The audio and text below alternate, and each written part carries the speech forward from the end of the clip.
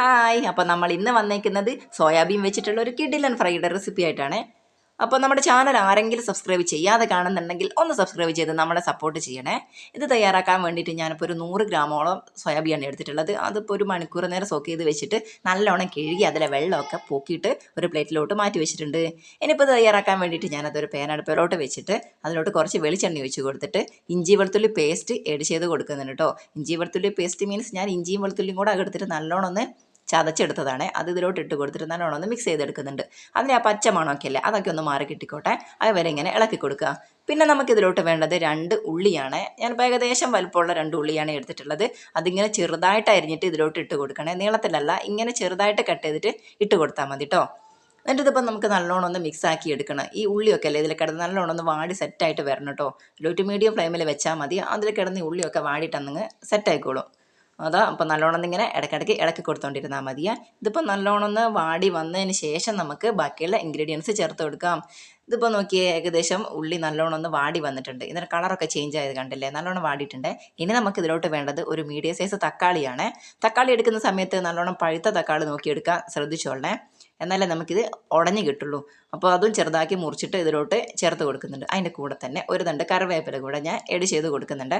എന്നിട്ട് ഇത് നല്ലോണം ഒന്ന് എല്ലാം കൂടെ ഒന്ന് മിക്സ് ആക്കി എടുക്കുന്നുണ്ട്. നമ്മുടെ ഇഞ്ചിയും വെളുത്തുള്ളിയും ഉള്ളിയും തക്കാളിയും കറിവേപ്പിലയും എല്ലാം കൂടി ഒന്ന് നല്ലോണം ഒന്ന് മിക്സായി വന്നോട്ടെ.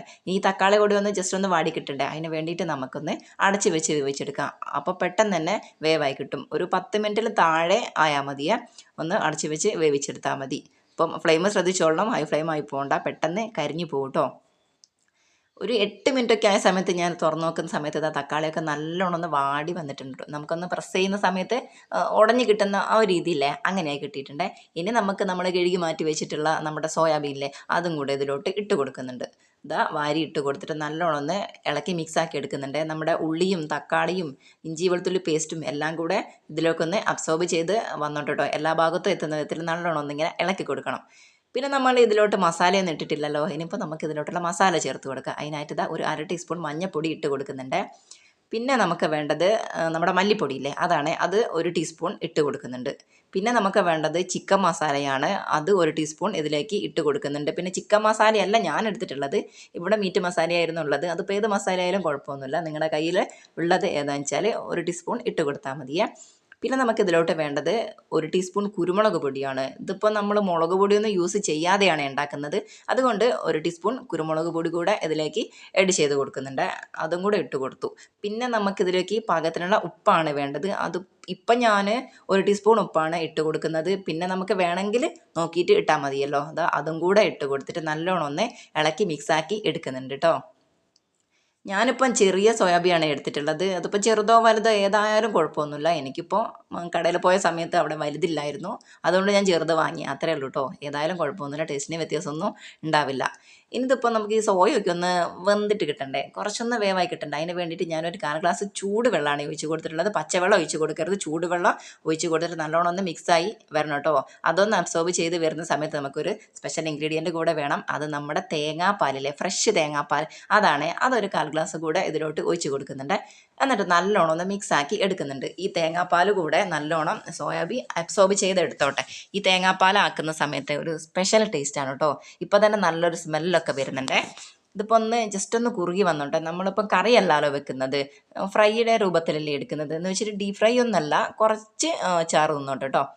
ഇതിപ്പോൾ നല്ലോണം ഒന്ന് സെറ്റായി വരുന്ന സമയത്ത് നമുക്ക് എന്താ പറയുക, ഉപ്പോ എരിവോ എന്തെങ്കിലുമൊക്കെ വേണമെങ്കിൽ കുരുമുളക് പൊടി ഉപ്പൊക്കെ ചേർത്ത് കൊടുക്കാം കേട്ടോ. എന്നിട്ട് ഒന്നും കൂടി ഒന്ന് നല്ലോണം തിളപ്പിച്ചെടുത്താൽ മതിയേ.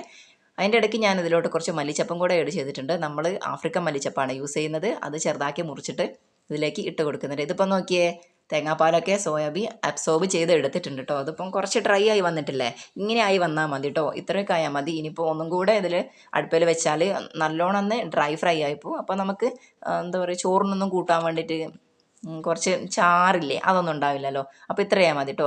ഇനി നമുക്കിതിലോട്ട് കുറച്ച് വറവിൻ്റെ കാര്യം കൂടി ഒന്ന് സെറ്റാക്കി എടുക്കാനുണ്ട്. അതിനായിട്ട് ഞാൻ കുറച്ച് തേങ്ങാക്കൊത്താണ് എടുത്തിട്ടുള്ളത്. അതിങ്ങനെ ചെറുതാക്കി മുറിച്ചിട്ട് വെളിച്ചെണ്ണയിലോട്ട് ഇട്ട് കൊടുത്തിട്ടുണ്ട്. അതൊന്ന് ഗോൾഡൻ ബ്രൗൺ ആയി വരുന്ന സമയത്ത് നമുക്ക് വേറൊരു സ്പെഷ്യൽ ഇൻഗ്രീഡിയൻറ്റ് കൂടെ ഇതിലേക്ക് ചേർത്ത് കൊടുക്കുന്നുണ്ട്. അത് നമ്മുടെ ഉലുവയില്ലേ അതാണ് ഒരു 1/4 ടീസ്പൂൺ ഉലുവ അത്രയൊക്കെ മതി കേട്ടോ. അതും കൂടെ ഇതിലോട്ട് ചേർത്ത് കൊടുക്കുന്നുണ്ട്.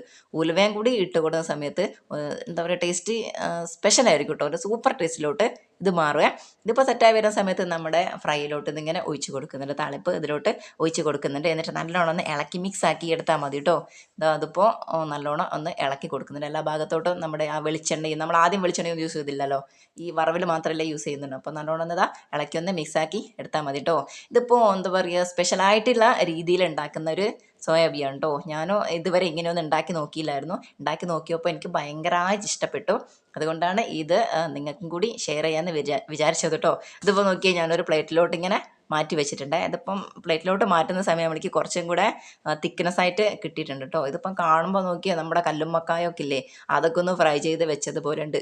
പക്ഷെ എന്താ പറയുക ഇത് വേറെ ലെവൽ ടേസ്റ്റാണ് കേട്ടോ. നമ്മുടെ ബീഫൊക്കെ അല്ലേ അതൊക്കെ മാറി നിൽക്കുന്നുണ്ട് മുന്നിൽ, അത്രയ്ക്ക് ടേസ്റ്റാണ് കേട്ടോ. നമ്മുടെ മക്കൾക്കൊക്കെ ഒരുപാട് ഇഷ്ടപ്പെടുന്ന ഒരു സൂപ്പർ റെസിപ്പിയാണ്. അപ്പം മസ്റ്റായിട്ടൊന്ന് ട്രൈ ചെയ്ത് നോക്കൂ കേട്ടോ. Okay bye.